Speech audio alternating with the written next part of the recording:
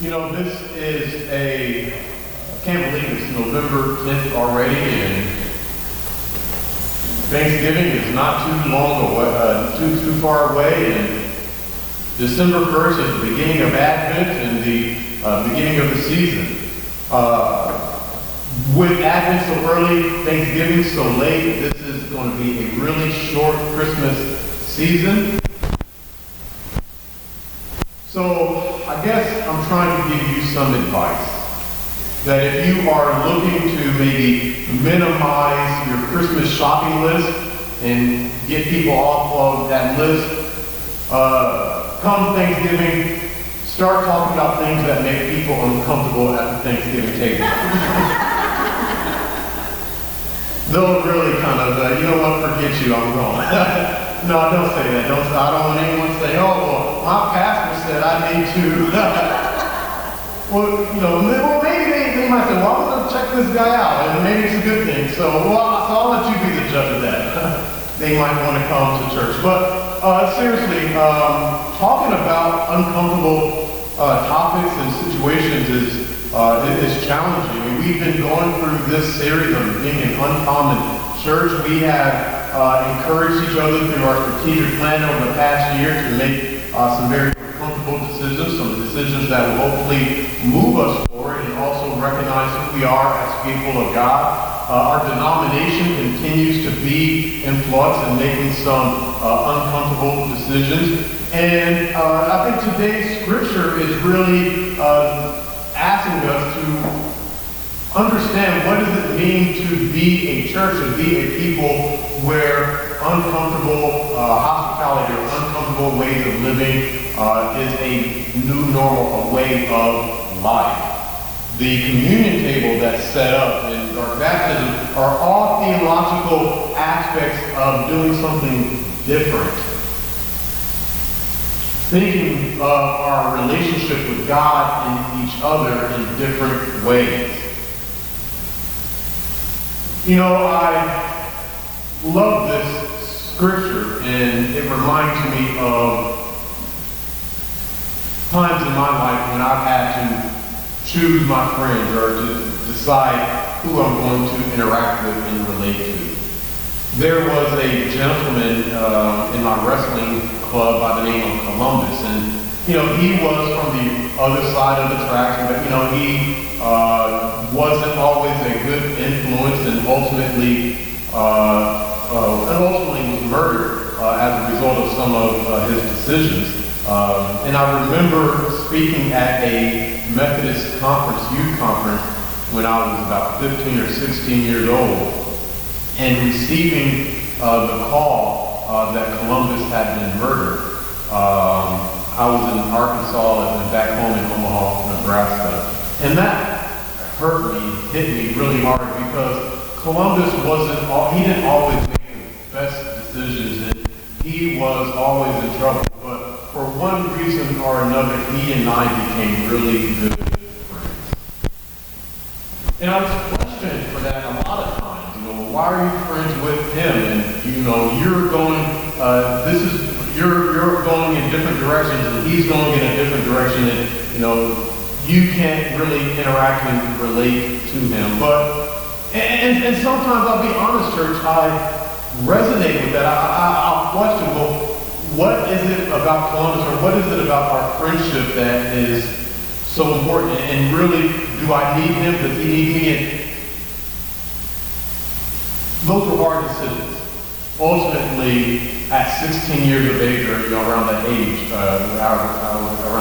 I said, no, he and I are friends, and we wrestled together, and we laughed together, and was really heartbroken to hear about his death. I don't know if you have your own Columbus in your life. I don't know if you have a family member in your life who isn't really welcome. I don't know if you have a neighbor in your life that is someone who is on the outskirts of society. But we in this church have the opportunity to be neighbors and friends and welcome those who may not always fit the type of mold a neighbor should fit. I've invited Reverend Amy Jones here to speak with us today for several reasons. One, because I always like to highlight Family Promise and what Family Promise does for our community and why FUMC Westfield is an integral part of Family Promise. And for those who are visitors or guests with us today, I'll give Amy an opportunity to talk about Family Promise and the mission of Family Promise in a minute.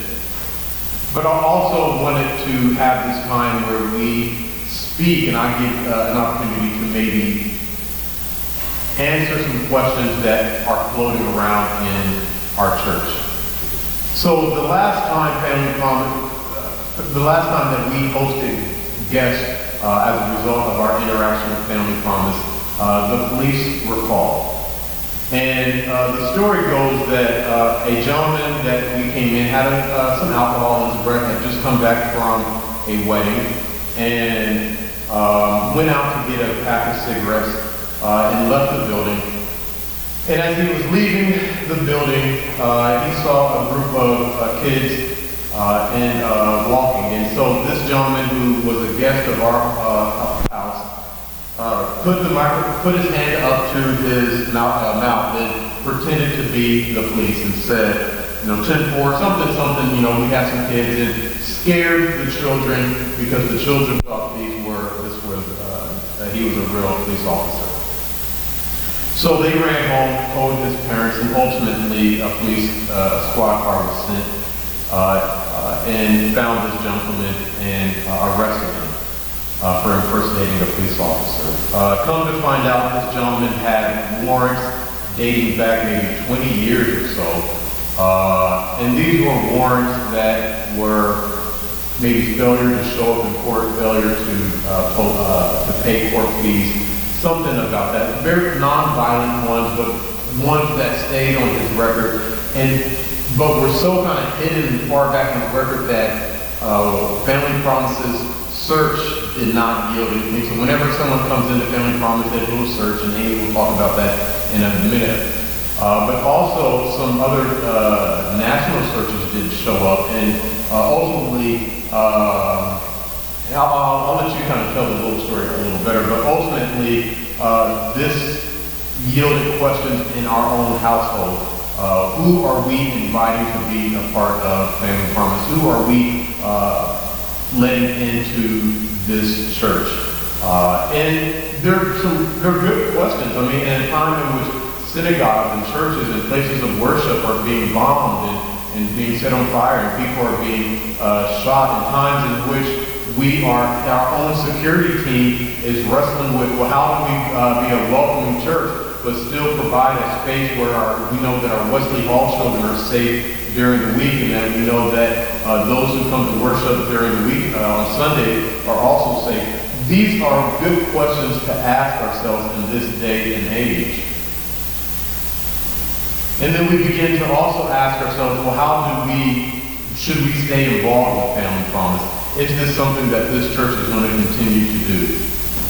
And so I wanted Amy to come here today because I wanted to at least articulate my hope that we as a church will continue to remain in ministry alongside of Family Promise.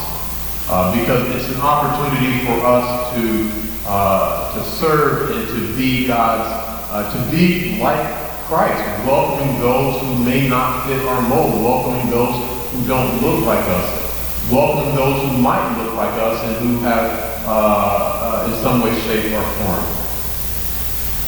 But it's uncomfortable. It's uncomfortable to have these conversations and try to say, we want our volunteers to remain safe, but we also don't want to make our place of worship, our house, a confined facility where people do not have agency. These are tough conversations. But I know as people of faith, as people who wrestle with the toughness, with the intricacies of life, that when we commit to being uncomfortable, uncommon, and saying hospitality is who we are, a place that resonates with service, openness, and welcoming, our values, our virtues, then we'll find the right answer. So I want to pause, and I have a list of questions that for Amy, but Amy's going to really talk about why hospitality is important, why FUMC Westfield is needed, and how we can continue to wrestle with some of those hard questions, those gray areas of ministry. Amy, first question, tell us about Family Promise, because I didn't really give it that great introduction, but I want to. Yeah. So Family Promise is a local and community-based response to family homelessness. We serve families experiencing homelessness, and we define a family as any adult with minor children in their care. So it's a pretty wide definition of what constitutes a family. We're a national nonprofit agency. We have over 200 affiliates in 43 states, including right here in Union County, New Jersey, where our day center is in Elizabeth. We're a 14-bed shelter, so we serve 14 people at any given time in our emergency shelter program. And we run a ton of prevention services, rental assistance services to prevent families from becoming homeless, and stabilization services as well. So families that have maybe been homeless in the past, we continue to help them with case management support, some financial support, and other ways to make sure that they don't become homeless again. So that's a little nutshell of who we are. And are there other churches in Westfield or in our nearby vicinity that also are hosting sites for Family Promise? Yeah, absolutely. So Temple Emmanuel is a host site as well. The Church of the Holy Trinity participates very actively. They don't host, but they do a lot of other things for us. All of the congregations in Summit participate. We have congregations in Scotch Plains, Scotch Plains, in Westfield, Summit, Cranford, so many, about 40 congregations in Union County. And so what happens is that and I think one of the last ones you hear, we had a cot, a blessing of the cots, but we invite individuals to stay with us for a week at a time. And in the past, they would have big bags of clothes, and they would be transported from one host site to the next. Their whole life was in a bag, so to speak. And now that's a little different. You have individuals who are working odd shifts. A lot of the families and parents have several jobs, and so things have changed a little bit as a result of how dynamics within our society has changed. Can you speak to that a little bit? Yeah, so I think there's this, when people think about what homelessness looks like, I think there's this stereotypical image of mostly homeless men on street corners in Manhattan. Unfortunately, that stereotype isn't the reality. The average age of a homeless person in the United States is 9. You're most likely to be homeless as an infant, not as an adult. So the people we serve are really the hidden face of homelessness, and there's also this misnomer that people experiencing homelessness might be addicts or unemployable, underemployed, but actually the people that we serve more often than not work full-time jobs, sometimes several jobs, and just don't make enough money to afford a home in this area. And so part of the question that's happened, church, is that there's conversation, well, our guests should come at 5 o'clock, come here, be ready for dinner. We should sit at a common table. We should eat a meal together that we have planned, and you have volunteered to cook, or other churches have volunteered to cook, and we should come and sit at 5, 6 o'clock and then be ready for bed by 7, 8, 9 p.m. That's just not the case anymore because of the dynamic of work and where people are in their lives. Yeah, and we try to be as flexible as possible. Of course, if somebody is working, we want them to work. We want them to save as much money as they can when they're in the program.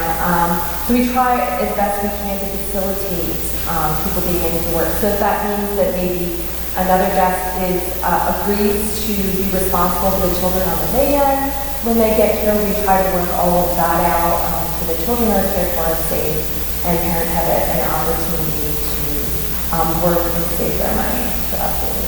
And so Amy picked today's scripture, Mark chapter 2, 13 through 17. Can you tell us why you thought this scripture was appropriate to couch our conversation today? Yeah, so I like that Jesus chose to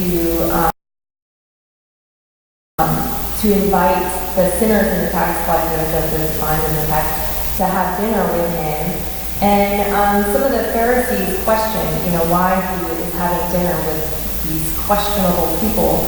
And what I like about this scripture is that Jesus doesn't tell the Pharisees that they're wrong for having rules and regulations. He just tells them that there are some people that need different kinds of resources. So there are resources that exist in a society for the Pharisees to be safe and to have a community, but maybe not the same resources for these tax collectors and sinners to have community.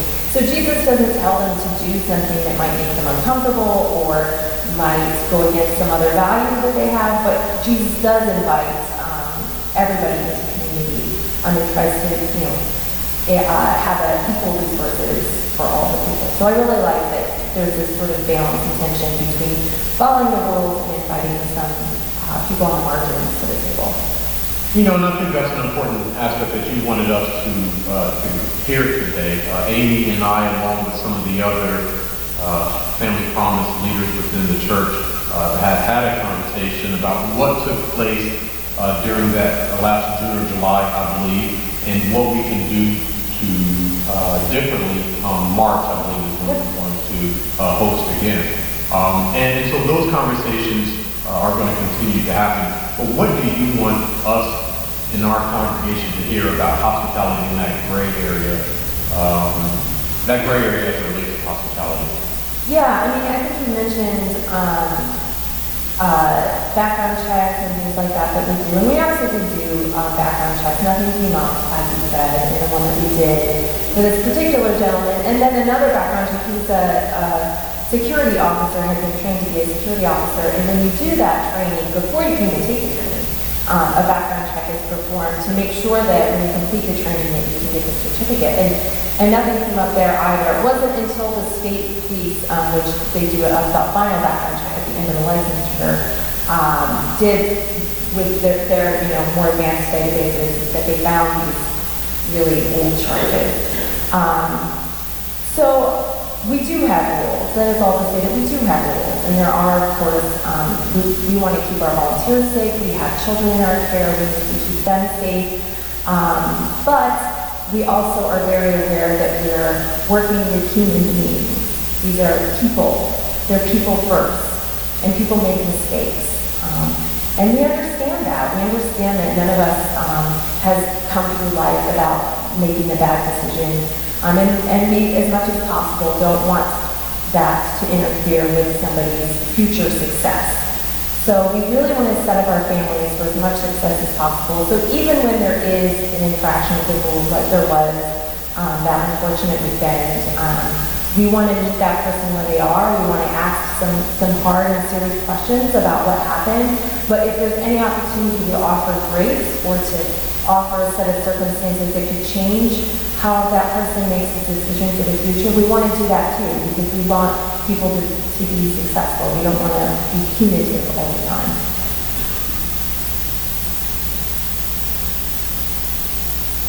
We're going to come together in March. Laura Griffin and Sue Gandy and others will ask you to volunteer. They'll ask you to be overnight guests. They will ask you to cook meals. They will ask you to be on site during the dinner hour. And if that's not comfortable with you, I understand. I understand that we live in a world in which we're asked to balance a lot of our beliefs. We're asked to put ourselves in harm's way. We're asked to be uncomfortable in our hospitality and to not always do what might make us comfortable.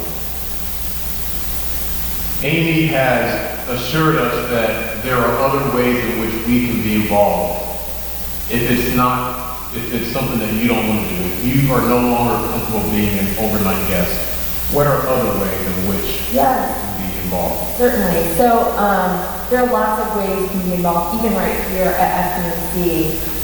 Maybe you're not comfortable being an overnight host, and that's really okay. Not everybody is cut out to do the sort of face-to-face work with some of our guests. That's true even of our own staff. Not every member of our staff is a case manager.